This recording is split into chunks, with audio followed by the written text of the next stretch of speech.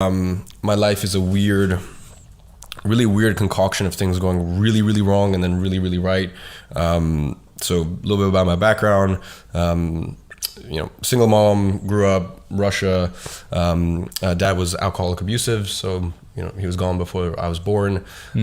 So my mom was 23, worked 3 jobs in Dagestan, which is basically like if you've seen Borat, like two. Yeah. It's shocking how similar that looks to like where I'm from. That just in Russia, in a what's known as a republic called Dagestan, where it was so hard for me to explain where I was from up until Khabib. Now, if I say Dagestan, they're like, "Oh, Khabib, you know Khabib," and I'm like, "Yes, I'm familiar." So I grew up there, and it's life there is pretty simple. In my grandma's house, there was like no toilet. Like you take a right. Walk past like the chickens, the cows, this, that, and then there's like a little barn thing, and you squat and take a shit and take a little water thing and hope it goes. So yeah, it was just like a very like simple upbringing. I said my mom wasn't around much, so my grandma raised me. So like dirt poor. And then my mom met my stepdad in Moscow. When she was there for work, and then my stepdad was there for work, and it was like they started dating for like a year and a half, tried living in London together for half a year, and my stepdad was very wealthy.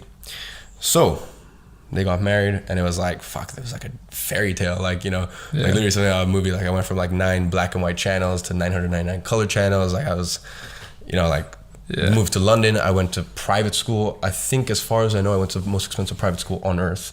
You've got that international school accent. Yeah, and I think that's why, like, as well as like I act very like old money with certain things, but I'm not. And I think confuses people sometimes. And so I went to private school. I lived in Chelsea, so it's like, fuck, man, it was like the dream. But then after a few years, it very quickly became not the dream.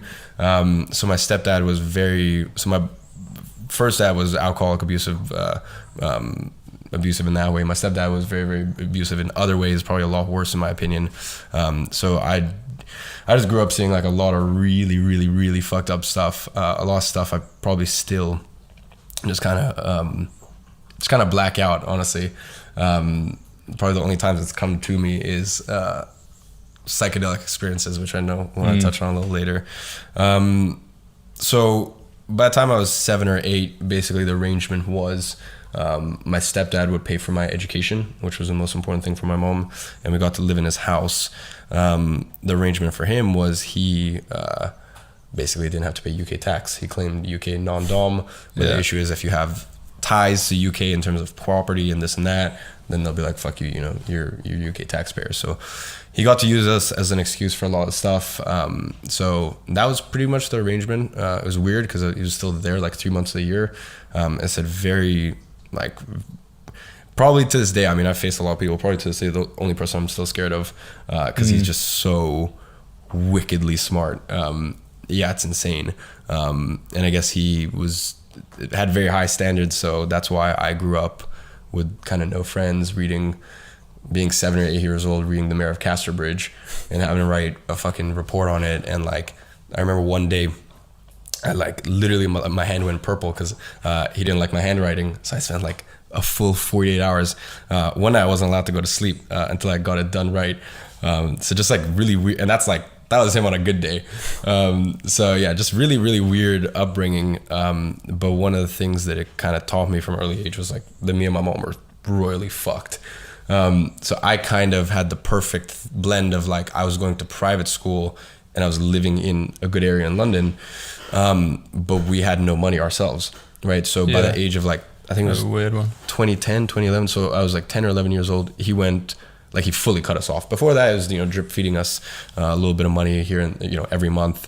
And my mom, growing up in the Soviet Union, being used to it, was very, very frugal. She still is very, very frugal. And yeah, basically by the time we were 10, 11, he cut us off.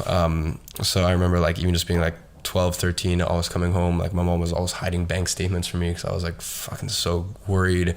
And yeah, that's why when I was 14, I started my first business, which was actually flipping Instagram accounts. And that's probably just watch another podcast or something of like how I got into that. Like I said, I want to use our time to talk about stuff that I haven't talked about before.